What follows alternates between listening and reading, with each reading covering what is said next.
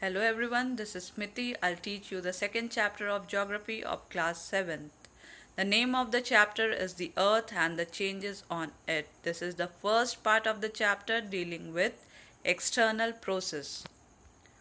What is external process? Any process working on the Earth's surface and bringing changes on it is known as external process.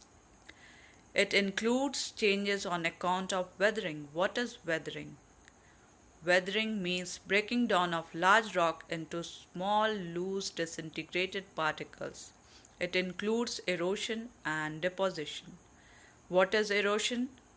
The wearing and carrying away of the rock particles by the agents of gradation is known as erosion, and laying down of these sediments by the agents of gradation is known as deposition.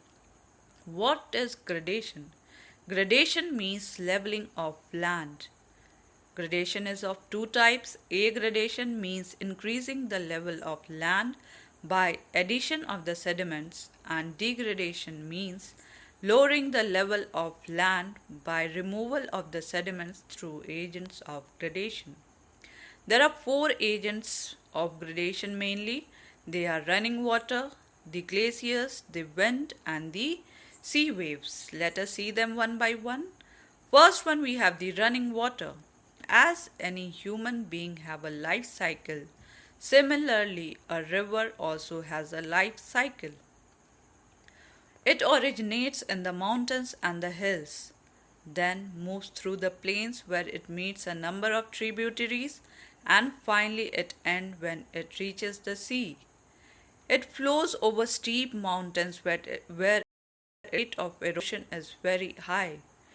There it forms V or I-shaped valleys. What are valleys? Valleys are the areas between the two mountains. As river enters into the plain, the volume of water increases and the slope decreases. Here the river is said to move through the meanders. What are meanders?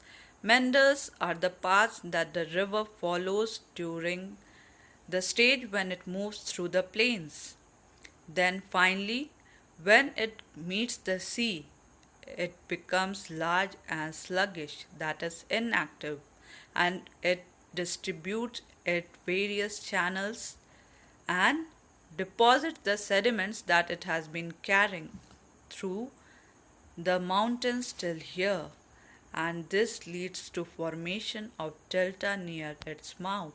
The Ganga Brahmaputra delta of India is the largest one. Then we have glacier.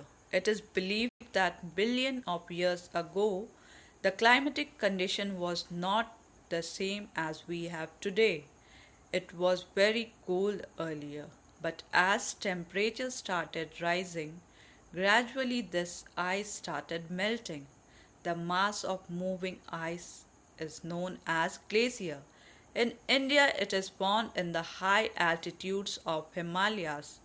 Like water, ice also erodes rock particles and takes away with them and lays them when it melts. Huge masses of ice which covers the continent are known as continental glaciers such as Antarctica or the Greenland, and the small part of areas covered by ice in the mountains is known as mountain glaciers such as Gangotri glaciers of India. Then we have the wind. In regions of little rainfall or less vegetation, the earth's surface is exposed to wind.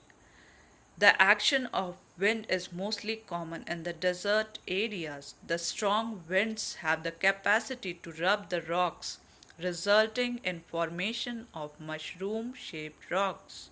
The carried material is then deposited at the new places. When the speed of winds lowers, it deposits this loose disintegrated materials formation of different sizes of sand dunes. Last one, we have the sea waves. The continuous striking of the sea waves break the rocks near the seas. Such continuous erosion forms steep-sided cliffs facing the sea, and this material is then carried away by the sea waves and it is being deposited by the waves near the mouth of the sea, forming beaches. So these are the four agents of gradation. We can see in the figure, see the meadow. It is a snake-like structure. Then we have the delta, you can see before the meeting the sea, the river has deposited the sediments forming the delta. Then we have the sand. Sand dunes are mountain-like structures formed by the sand through the weathering process. And last one we have the cliff formed near the sea through the sea waves. So in the next video we will discuss about the soil and the major soil types